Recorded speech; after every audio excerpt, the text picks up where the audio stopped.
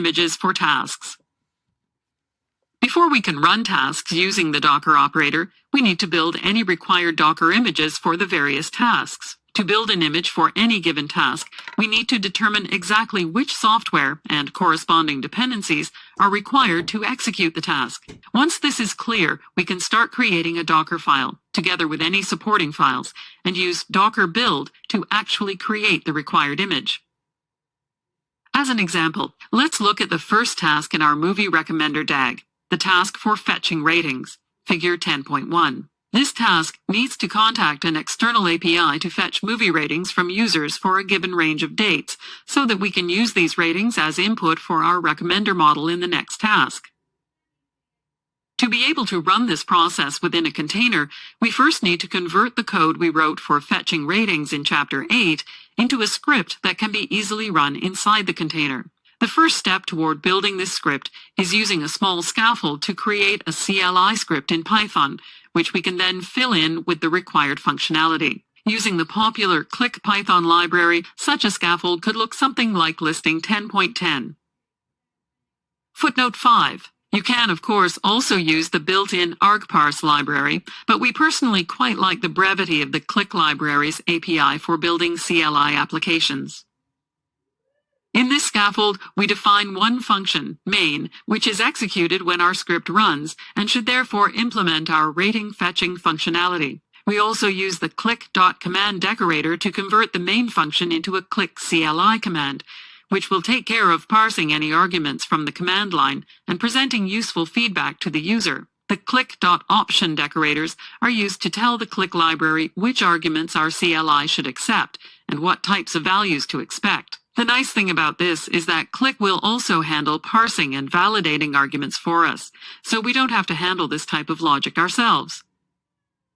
Using the scaffold, we can start filling in the main function with the same logic we started with in Chapter 8.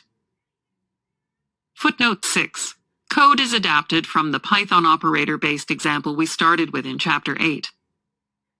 In short, this code starts with setting up a requests session for performing HTTP requests and then uses the _get_ratings function to retrieve ratings for the defined time period from the API. The result from this function call is a list of records, as dicts, which is then written to the output path in JSON format. We also use some logging statements in between to provide feedback to the user.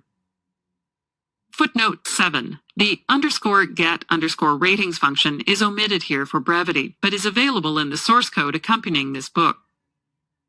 Now that we have our script, we can start building the Docker image. To do this, we need to create a Docker file that installs the dependencies for our script, click and requests, copies our script into the image, and makes sure this script is in our path. This should give us something like the following Docker file. Footnote 8. This is so we can run the script using the fetch ratings command instead of having to specify the full path to the script. Note that this assumes we put our script fetch_ratings.py in a scripts directory next to our Docker file. Our dependencies are installed by specifying them directly in the Docker file, although you may also want to use a requirements.txt file instead, which you copy into the image before running pip. With this Docker file, we can finally build our image for fetching ratings.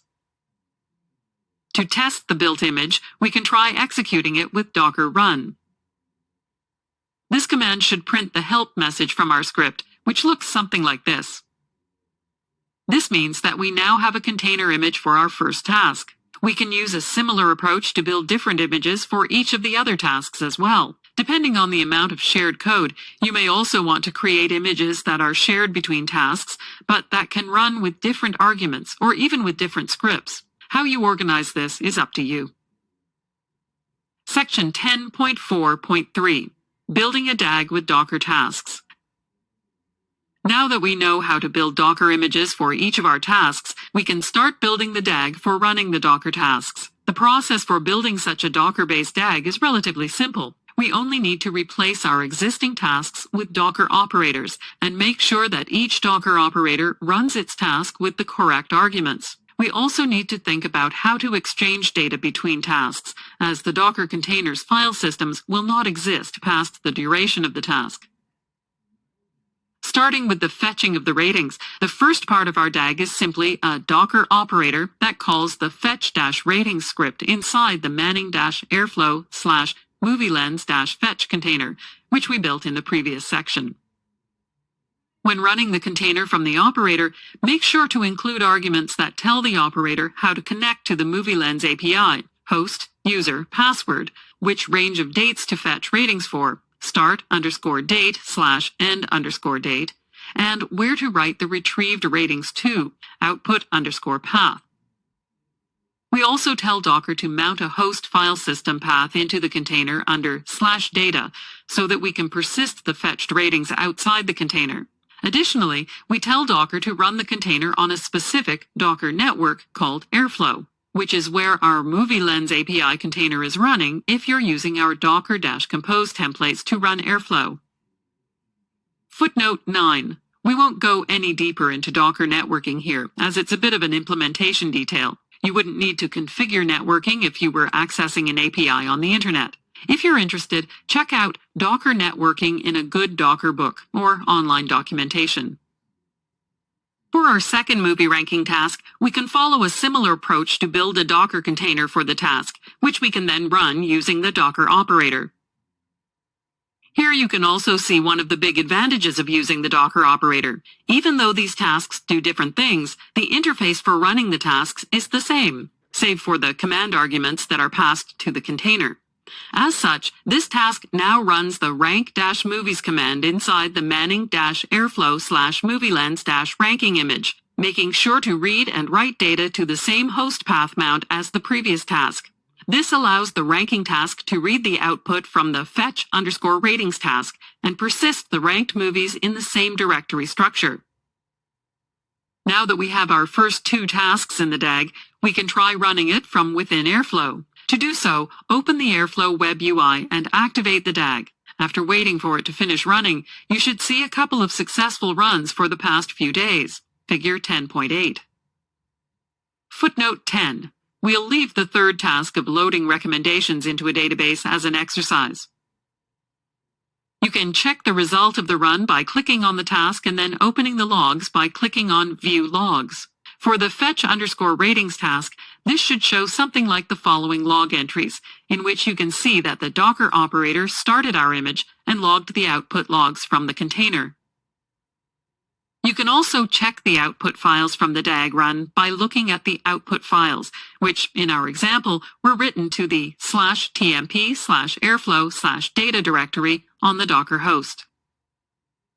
Section 10.4.4. Docker-based workflow. As we have seen, the workflow for building DAGs using Docker containers is a bit different than the approach we have used for other DAGs. The biggest difference in the Docker-based approach is that you first need to create Docker containers for your different tasks. As such, the overall workflow typically consists of several steps, illustrated in Figure 10.9. 1. A developer creates Docker file or files for their required image or images, which install the required software and dependencies. The developer, or a CI/CD process, then tells Docker to build the image or images using the Docker file or files. 2. The Docker daemon builds the corresponding image or images on the development machine, or a machine in the CI/CD environment. 3. The Docker daemon pushes the built image or images to a container registry to expose the image for further use downstream. 4. A developer creates the DAG using Docker operators that reference the built image or images. 5. After the DAG is activated, Airflow starts running the DAG and scheduling Docker operator tasks for the respective runs. 6. Airflow workers pick up the Docker operator task or tasks and pull the required image or images from the container registry. 7. For each task, the Airflow worker runs a container with the corresponding image and arguments using the Docker daemon installed on the worker. One benefit of this approach is that it effectively decouples the development of the software for running the task, which is now stored inside the Docker image, from the development of the overall DAG. This allows the development of the images to occur within their own life cycle and allows you to test the images separate from the DAG itself.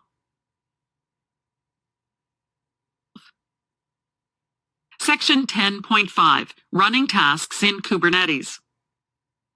Although Docker provides a convenient approach for running containerized tasks on a single machine, it does not help you with orchestrating and distributing the work over multiple machines, thus limiting the scalability of the approach. This limitation of Docker has led to the development of container orchestration systems, such as Kubernetes, which help scale containerized applications across computer clusters. In this section, we'll show how you can run your containerized tasks on Kubernetes instead of Docker and illustrate some of the benefits and drawbacks of using Kubernetes on top of Docker. Section 10.5.1, Introducing Kubernetes. As Kubernetes is an entire subject in itself, we won't give a full account of what it is, but aim to give you a high-level understanding of what it can do for you.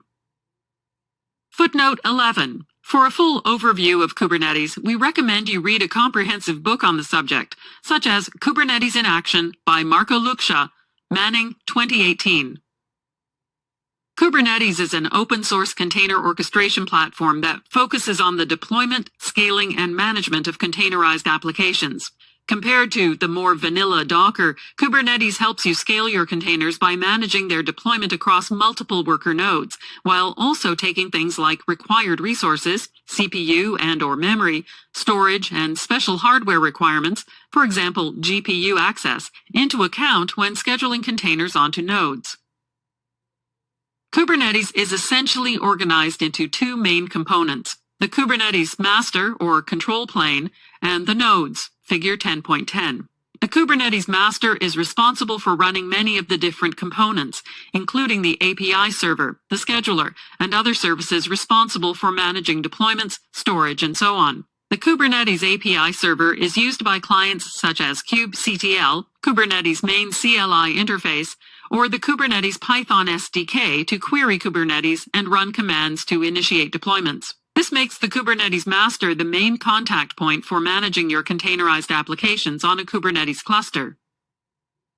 The Kubernetes worker nodes are responsible for running the container applications assigned to them by the scheduler. In Kubernetes, these applications are referred to as pods, which can contain one or multiple containers that need to be run together on a single machine. For now, all you need to know is that a pod is the smallest unit of work inside Kubernetes. In the context of Airflow, each task will run as a container inside a single pod. Kubernetes also provides built-in functionality for managing secrets and storage. In essence, this means that we can, for example, request a storage volume from the Kubernetes master and mount this as persistent storage inside the container. As such, these storage volumes function similarly to the Docker volume mounts we saw in the previous section, but are managed by Kubernetes. This means that we don't have to worry about where the storage comes from, unless you are responsible for operating the cluster, of course, but can simply request and use the volume provided. Section 10.5.2, Setting up Kubernetes. Before we dive into adjusting our DAG to run in Kubernetes, let's start with setting up the required resources we need in Kubernetes. First, make sure you have access to a Kubernetes cluster and have the kubectl client installed locally. The easiest way to get access is to install one locally, using, for example, Docker for Mac, Windows, or Minikube, or to set one up in one of the cloud providers. Once you have Kubernetes set up properly, you can verify if it is functioning by running. When using Docker for Mac, this should return something like the following output. If your Kubernetes cluster is up and running, we can continue with creating some resources. First, we need to create a Kubernetes namespace that will contain all of our Airflow-related resources and task pods. Next, we're going to create some storage resources for our Airflow DAG, which will allow us to store the results of our tasks. These resources are defined as follows using Kubernetes YAML syntax for specifying resources.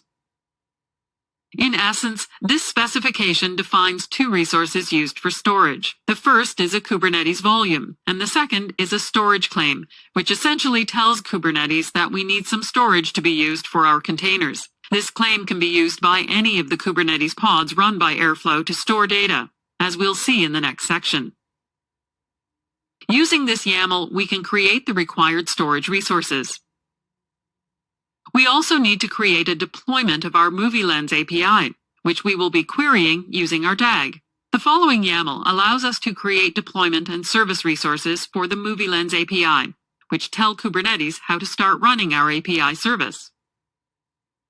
We can create the service in the same manner we used for the storage resources. After waiting for a couple of seconds, you should see the pods for the API coming online. You can check if the API service is working by running and then opening this in a browser. If everything is working correctly, you should now see the Hello World from the API displayed in your browser.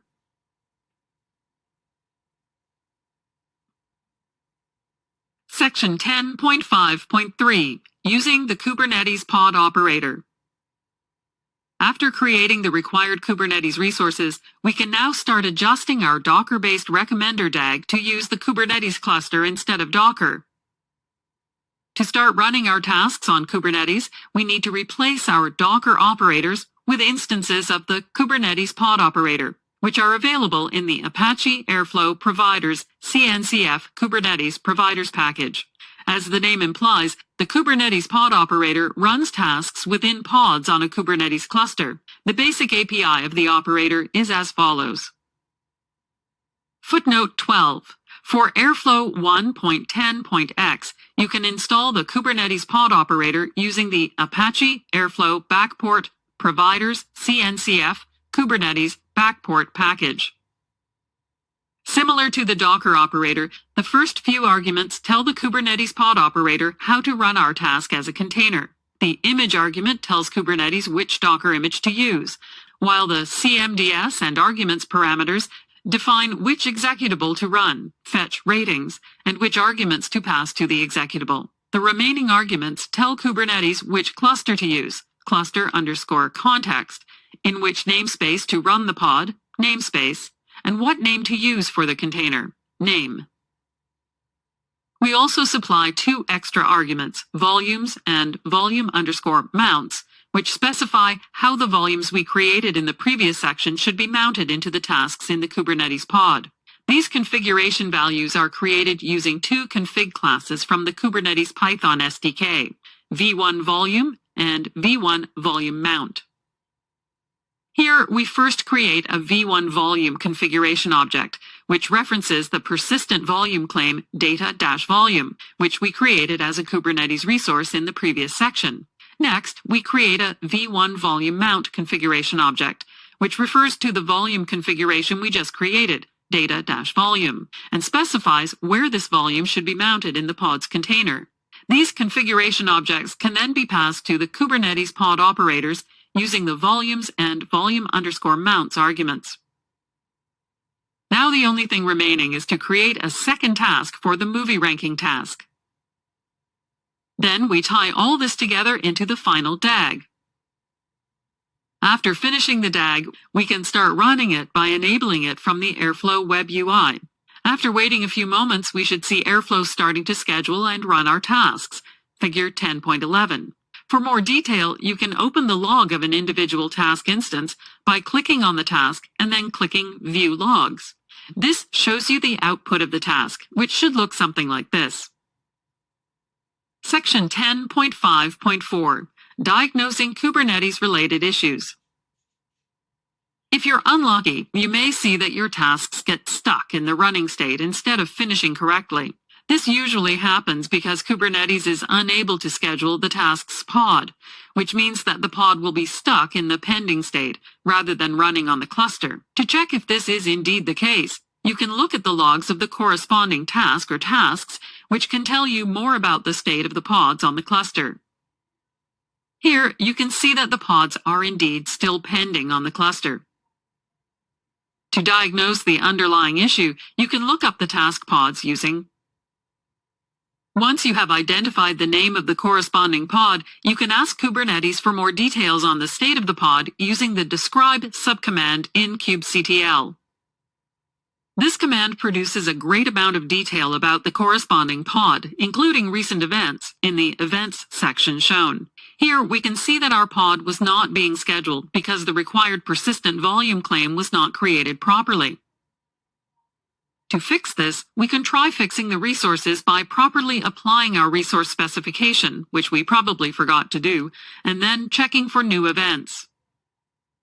This shows that Kubernetes was indeed able to schedule our pod after creating the required volume claim, thus fixing our previous issue. Note: in general, we recommend that you start diagnosing any issues by first checking the Airflow logs for any useful feedback. If you see anything that looks like scheduling issues, kubectl is your best hope for identifying any issues with your Kubernetes cluster or configuration. Although far from comprehensive, this example hopefully gives you some idea of the approaches you can use for debugging Kubernetes-related issues when using the Kubernetes pod operator. Section 10.5.5 Differences with Docker-based workflows. The Kubernetes-based workflow, figure 10.12, is relatively similar to that of the Docker-based approach, figure 10.9. However, in addition to having to set up and maintain a Kubernetes cluster, which is not necessarily trivial, there are some other differences to keep in mind. One is that the task containers are no longer executed on the Airflow worker node, but on a separate Kubernetes node within the Kubernetes cluster. This means that any resources used on the worker are fairly minimal, and you can use functionality in Kubernetes to make sure your task is deployed to a node with the correct resources, for example, CPU, memory, GPU. Second, any storage will no longer be accessed from the Airflow worker, but needs to be made available to the Kubernetes pod.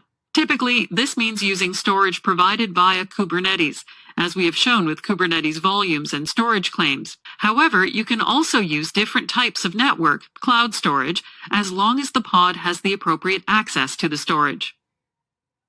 Overall, Kubernetes provides considerable advantages over Docker, especially WRT scalability, flexibility, for example, providing different resources, nodes for different workloads, and managing other resources, such as storage, secrets, and so on. Additionally, Airflow itself can be run on top of Kubernetes, meaning that you can have your entire Airflow setup running on a single, scalable, container-based infrastructure. Summary: Airflow deployments can be difficult to manage if they involve many different operators, as this requires knowledge of the different APIs and complicates debugging and dependency management. One way of tackling this issue is to use container technologies, such as Docker, to encapsulate your tasks inside container images and run these images from within Airflow. This containerized approach has several advantages, including easier dependency management, a more uniform interface for running tasks, and improved testability of tasks. Using the Docker operator, you can run tasks in container images directly using Docker, similar to the Docker run CLI command. You can use the Kubernetes pod operator to run containerized tasks in pods on a Kubernetes cluster. Kubernetes allows you to scale your containerized tasks across a compute cluster, which provides, among other things, greater scalability and more flexibility in terms of computing resources. Part 3. Airflow in practice. Now that you've learned how to build complex pipelines, let's start using them in production. To help you get started, Part 3 discusses several topics in using Airflow in production. First, Chapter 11 reviews some of the practices we've seen for implementing pipelines and highlights several best practices that should help you build efficient and maintainable pipelines.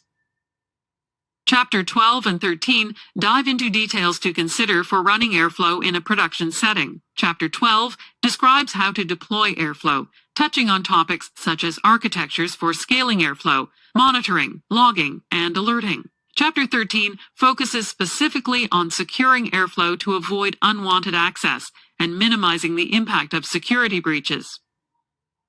Finally, Chapter 14 ties all previous chapters together in a summary use case. After completing Part 3, you should be able to write efficient and maintainable pipelines in Airflow. You should also have a good idea of how to deploy Airflow and which implementation details to consider for a robust and secure deployment. Chapter 11. Best Practices. This chapter covers Writing clean, understandable DAGs using style conventions. Using consistent approaches for managing credentials and configuration options. Generating repeated DAGs and tasks using factory functions. Designing reproducible tasks by enforcing idempotency and determinism constraints. Handling data efficiently by limiting the amount of data processed in your DAG. Using efficient approaches for handling, storing intermediate data sets. Managing concurrency using resource pools. In previous chapters, we have described most of the basic elements that go into building and designing data processes using Airflow DAGs. In this chapter, we dive a bit deeper into some best practices that can help you write well-architectured DAGs that are both easy to understand and efficient in terms of how they handle your data and resources. Section 11.1. Writing clean DAGs. Writing DAGs can easily become a messy business. For example, DAG code can quickly become overly complicated or difficult to read, especially if DAGs are written by team members with very different styles of programming. In this section, we touch on some tips to help you structure and style your DAG code, hopefully providing some often needed clarity for your intricate data processes. Section 11.1.1. Use style conventions. As in all programming exercises, one of the first steps to writing clean and consistent DAGs is to adopt a common, clean programming style, and apply this style consistently across all your DAGs. Although a thorough exploration of clean coding practices is well outside the scope of this book, we can provide several tips as starting points. Following style guides. The easiest way to make your code cleaner and easier to understand is to use a commonly used style when writing your code. There are multiple style guides available in the community, including the widely known PEP8 style guide. See this link. And guides from companies such as Google. See this link. These generally include recommendations for indentation, maximum line lengths, naming styles for variables, classes, functions, and so on. By following these guides, other programmers will be better able to read your code. Using static checkers to check code quality. The Python community has also produced a plethora of software tools that can be used to check whether your code follows proper coding conventions and/or styles. Two popular tools are Pylint and Flake8, which both function as static code checkers, meaning that you can run them over your code to get a report of how well, or not, your code adheres to their envisioned standards. For example, to run Flake8 over your code, you can install it using pip and run it by pointing it at your codebase. This command will run Flake8 on all of the Python files in the DAGs folder, giving you a report on the perceived code quality of these DAG files. The report will typically look something like this. Both Flake8 and Pylint are used widely within the community, although Pylint is generally considered to have a more extensive set of checks in its default configuration. Of course, both tools can be configured to enable, disable certain checks, depending on your preferences, and can be combined to provide comprehensive feedback. For more details, we refer you to the respective websites of both tools. Footnote 1. This can be considered to be a strength or weakness of Pylint, depending on your preferences, as some people consider it overly pedantic. Using code formatters to enforce common formatting. Although static checkers give you feedback on the quality of your code, tools such as Pylint or Flake8 do not impose overly strict requirements on how you format your code. For example, when to start a new line, how to indent your function headers, etc. As such, Python code written by different people can still follow very different formatting styles, depending on the preferences of the author. One approach to reducing the heterogeneity of code formatting within teams is to use a code formatter to surrender control and worry to the formatting tool, which will ensure that your code is reformatted according to its guidelines. As such, applying a formatter consistently across your project will ensure all code follows one consistent formatting style, the style implemented by the formatter. Two commonly used code Python formatters are YAPF, see this link, and black, see this link. Both tools adopt a similar style of taking your Python code and reformatting it to their styles, with slight differences in the styles enforced by both. As such, the choice between Black and YAPF may depend on personal preference, although Black has gained much popularity within the Python community over the past few years. To show a small example, consider the following contrived example of an ugly function. Applying Black to this function will give you the following cleaner result.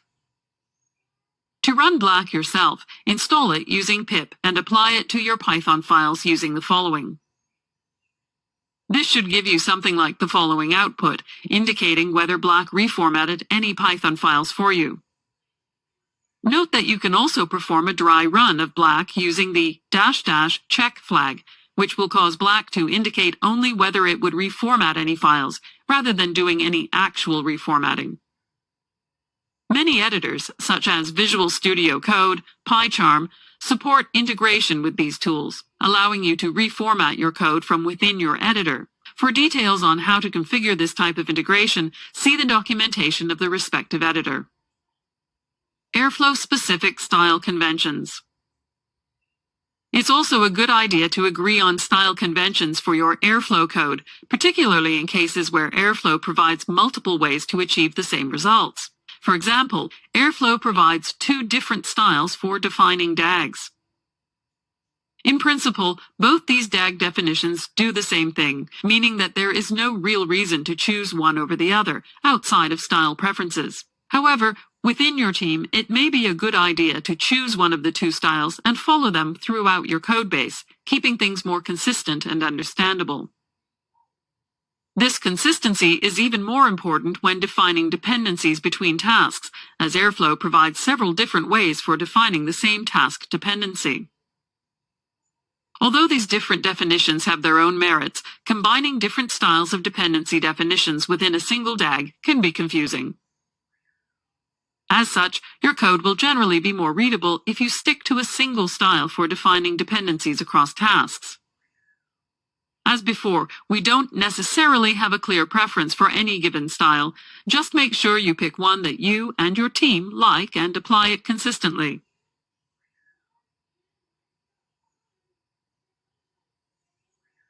Section 11.1.2. Manage credentials centrally. In DAGs that interact with many different systems, you may find yourself juggling with many different types of credentials, databases, compute clusters, cloud storage, and so on. As we've seen in previous chapters, Airflow allows you to maintain these credentials in its connection store, which ensures your credentials are maintained securely in a central location. Footnote 2. Assuming Airflow has been configured securely. See chapters 12 and 13 for more information on configuring Airflow deployments and security in Airflow.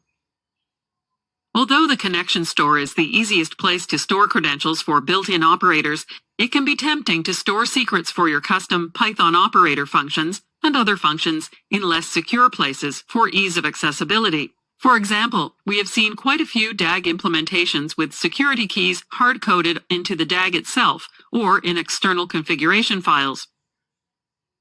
Fortunately, it is relatively easy to use the Airflow Connections Store to maintain credentials for your custom code too, by retrieving the connection details from the store in your custom code and using the obtained credentials to do your work. An advantage of this approach is that it uses the same method of storing credentials as all other Airflow operators, meaning that credentials are managed in one single place. As a consequence, you only have to worry about securing and maintaining credentials in this central database. Of course, depending on your deployment, you may want to maintain your secrets in other external systems, for example, Kubernetes secrets, cloud secret stores, before passing them into Airflow. In this case, it is still a good idea to make sure these credentials are passed into Airflow, using environment variables, for example, and that your code accesses them using the Airflow Connection Store. Section 11.1.3. Specify configuration details consistently. You may have other parameters you need to pass in as configuration to your DAG, such as file paths, table names, and so on. Because they are written in Python, Airflow DAGs provide you with many different options for configuration options, including global variables within the DAG, configuration files, for example, YAML, INI, JSON, environment variables, Python-based configuration modules, and so on. Airflow also allows you to store configurations in the metastore using variables. See this link. For example, to load some configuration options from a YAML file, you might use something like the following. Footnote 3. Note that you should be careful not to store any sensitive secrets in such configuration files, as these are typically stored in plain text. If you do store sensitive secrets in configuration files, make sure that only the correct people have permissions to access the file. Otherwise, consider storing secrets in more secure locations, such as the Airflow metastore. Similarly, you could also load the config using Airflow variables, which is essentially an Airflow feature for storing global variables in the metastore. Footnote 4. Note that fetching variables like this in the global scope of your DAG is generally bad for the performance of your DAG. Read the next subsection to find out why. Note that fetching variables in the global scope like this can be a bad idea, as this means Airflow will refetch them from the database every time the scheduler reads your DAG definition. In general, we don't have any real preference for how you store your config, as long as you are consistent about it.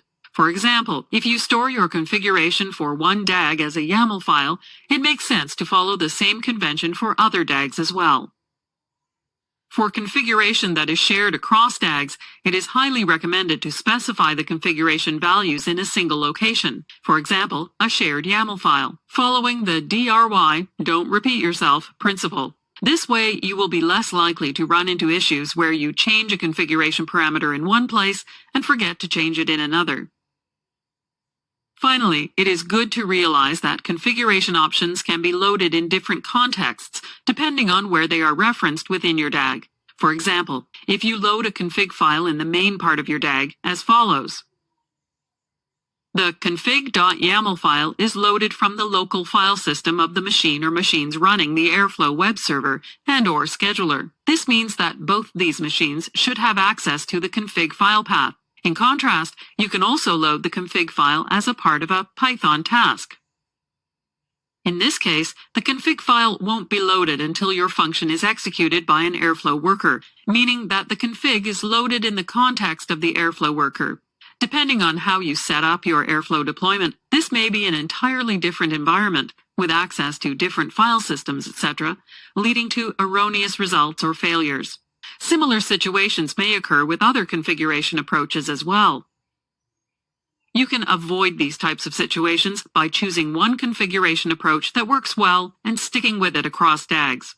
Also, be mindful of where different parts of your DAG are executed when loading configuration options, and preferably use approaches that are accessible to all Airflow components, for example, non-local file systems, etc. Section 11.1.4. Avoid doing any computation in your DAG definition. Airflow DAGs are written in Python, which gives you a great deal of flexibility when writing them. However, a drawback of this approach is that Airflow needs to execute your Python DAG file and derive the corresponding DAG. Moreover, to pick up any changes you may have made to your DAG, Airflow has to reread the file at regular intervals and sync any changes to its internal state. As you can imagine, this repeated parsing of your DAG files can lead to problems if any of them take a long time to load. This can happen, for example, if you do any long-running or heavy computations when defining your DAG. This kind of implementation will cause Airflow to execute do_some_long_computation every time the DAG file is loaded, blocking the entire DAG parsing process until the computation has finished. One way to avoid this issue is to postpone the computation to the execution of the task that requires the computed value. Another approach would be to write our own hook operator, which only fetches credentials when needed for execution, but this may require a bit more work. Something similar may occur in more subtle cases, in which a configuration is loaded from an external data source or file system in your main DAG file. For example, we may want to load credentials from the Airflow metastore and share them across a few tasks by doing something like this. However, a drawback of this approach is that it fetches credentials from the database every time our DAG is parsed, instead of only when the DAG is executed.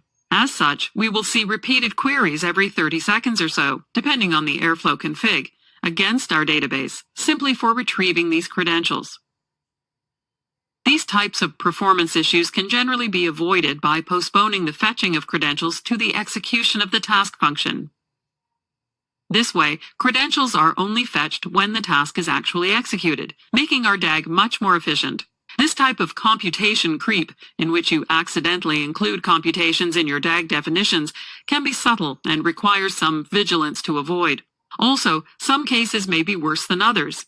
You may not mind repeatedly loading a configuration file from a local file system, but repeatedly loading from a cloud storage or database may be less preferable.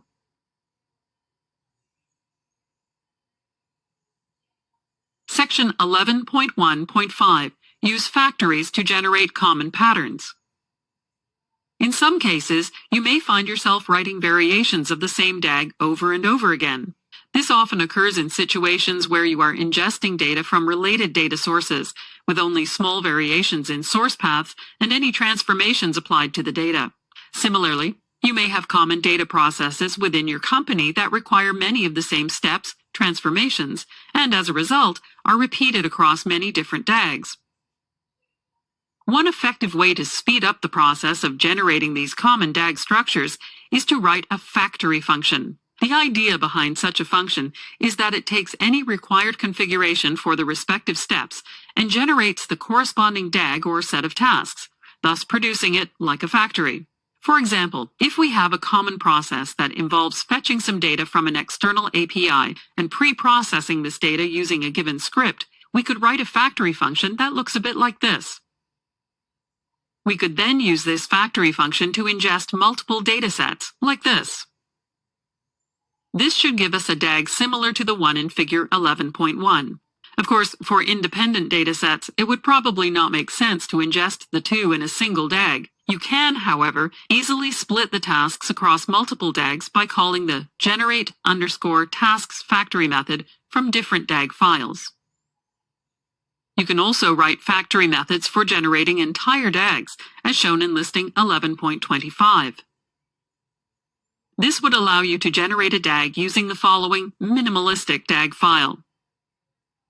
You can also use this kind of approach to generate multiple DAGs using a DAG file. This loop effectively generates multiple DAG objects in the global scope of your DAG file, which Airflow picks up as separate DAGs, Figure 11.2. Note that the objects need to have different variable names to prevent them from overwriting each other. Otherwise, Airflow will only see a single DAG instance, the last one generated by the loop.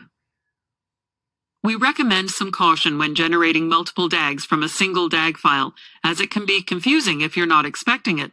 The more general pattern is to have one file for each DAG. As such, this pattern is best used sparingly when it provides significant benefits. Task or DAG factory methods can be particularly powerful when combined with configuration files or other forms of external configuration. This allows you to, for example, build a factory function that takes a YAML file as input and generates a DAG based on the configuration defined in that file. This way, you can configure repetitive ETL processes using a bunch of relatively simple configuration files, which can also be edited by users who have little knowledge of Airflow. Section 11.1.6. Group-related tasks using task groups. Complex Airflow DAGs, particularly those generated using factory methods, can often become difficult to understand due to complex DAG structures or the sheer number of tasks involved. To help organize these complex structures, Airflow 2 has a new feature called task groups. Task groups effectively allow you to visually group sets of tasks into smaller groups, making your DAG structure easier to oversee and comprehend. You can create task groups using the Task Group Context Manager. For example, taking our previous task factory example, we can group the tasks generated for each dataset as follows. This effectively groups the set of tasks generated for the sales and customers datasets into two task groups, one for each dataset. As a result, the grouped tasks are shown as a single condensed task group in the web interface, which can be expanded by clicking on the respective group, figure 11.3. Although this is a relatively simple example, the task group feature can be quite effective in reducing the amount of visual noise in more complex cases. For example, in our DAG for training machine learning models in Chapter 5, we created a considerable number of tasks for fetching and cleaning weather and sales data from different systems. Task groups allow us to reduce the apparent complexity of this DAG by grouping the sales and weather-related tasks into their respective task groups. This allows us to hide the complexity of the dataset fetching tasks by default, but still zoom in on the individual tasks when needed. Figure 11.4. Section 11.1.7. Create new DAGs for big changes. Once you've started running a DAG, the scheduler database contains instances of the runs of that DAG. Big changes to the DAG, such as to the start date and/or schedule interval, may confuse the scheduler, as the changes no longer fit with previous DAG runs. Similarly, removing or renaming tasks will prevent you from accessing the history of those tasks from the UI, as they will no longer match the current state of the DAG and will therefore no longer be displayed. The best way to avoid these issues is to create a new version of the DAG whenever you decide to make big changes to existing ones, as Airflow does